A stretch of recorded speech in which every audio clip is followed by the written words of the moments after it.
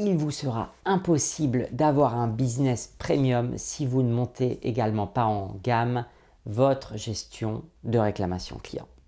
Salut à tous, c'est Thomas de la chaîne de l'excellence du service et aujourd'hui je vais vous présenter le complaint model, soit le modèle de la gestion des plaintes, tout simplement en français. Donc vous l'aurez compris, l'objectif de cette vidéo est de vous permettre de monter en gamme la gestion de vos réclamations clients en 5 étapes clés. Les 5 étapes qu'utilisent les grandes entreprises pour transformer une expérience négative en expérience positive.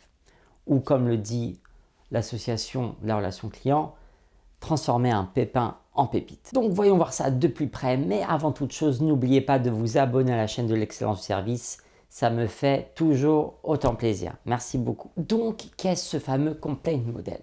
Alors, déjà, il faut savoir que c'est un cadre. Et comme chaque cadre, il peut être modifié en fonction des besoins, des vôtres de l'entreprise.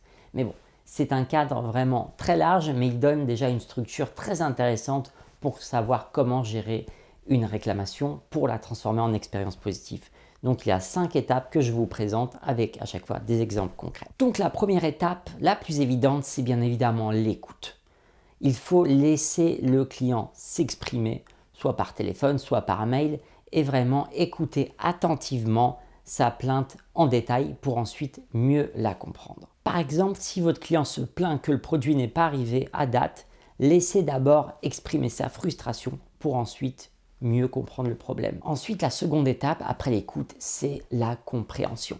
Il faut absolument bien comprendre de quoi le client veut parler. Et surtout, le véritable objectif va être de comprendre l'objet de son insatisfaction. Si on prend l'exemple précédent, le conseiller va sûrement poser des questions au client pour savoir quand le produit a été commandé, est-ce que le client était bien chez lui, est-ce qu'il a reçu un avis de passage, etc. Il va essayer de creuser pour vraiment bien comprendre le souci.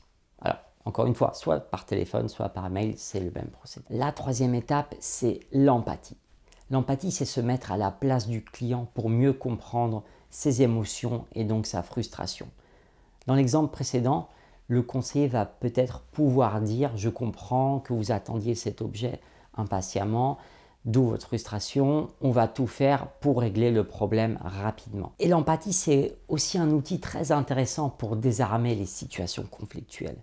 Parce que si on surenchérit, généralement, ça monte très vite au créneau, alors quand on fait preuve d'empathie, généralement, ça apaise les choses et ensuite, on va pouvoir travailler sur une solution. Et c'est une transition toute faite. La quatrième étape va être de trouver une solution. Bon, là, c'est vous qui allez définir, bien évidemment, qu'est-ce que vous allez pouvoir faire. Là, si on prend l'exemple, la première chose, bien évidemment, c'est de trouver un moyen de relivrer l'objet, soit de rembourser le client s'il le veut, et aussi, pourquoi pas, d'offrir un bon de réduction pour des prochains achats. Ça fait toujours plaisir et ça montre que la marque et votre entreprise est désolée de ce désagrément. Ça permet aussi de fidéliser les clients. Et enfin, dernière étape qu'on oublie parfois de faire, comme d'ailleurs dans beaucoup de choses, c'est le suivi.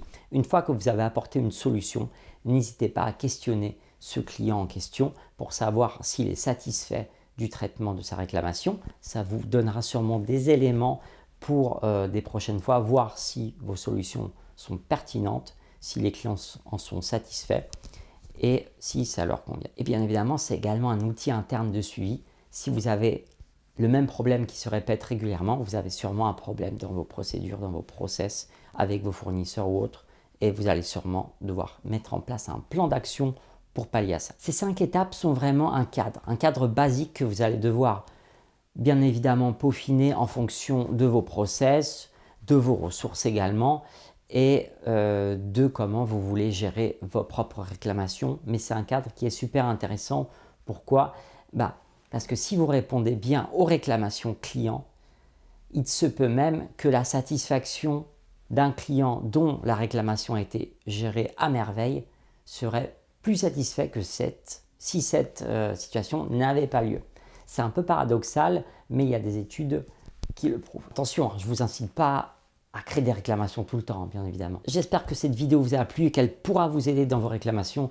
N'oubliez pas qu'une montée en gamme se fait également dans le traitement des réclamations clients. C'est super important d'avoir une qualité de service homogène sur tout le parcours client. À bientôt.